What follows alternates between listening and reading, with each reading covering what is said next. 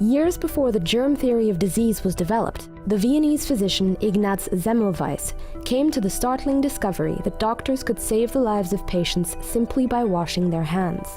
Although he couldn't explain why hand disinfection was so effective, his research in 1847 would go on to transform the way surgery is carried out and infectious diseases are controlled today.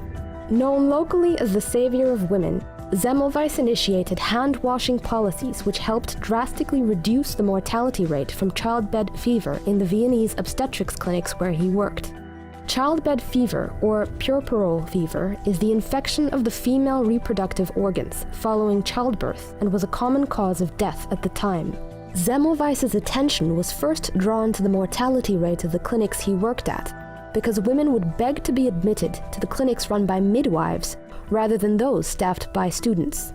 The women were so desperate to avoid the student clinics that they would rather give birth in the street.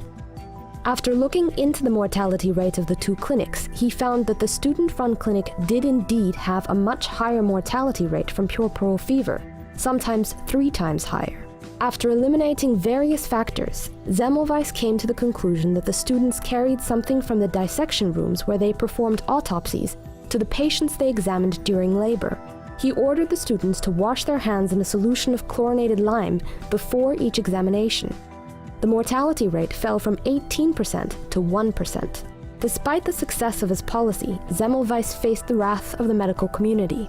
He could offer no acceptable explanation for his findings, as the notion that there were germs causing disease was unaccepted, and various doctors were offended by the insinuation that their hands were dirty. He was ostracized and ridiculed by the leading medical figures of his time and eventually driven out of Vienna.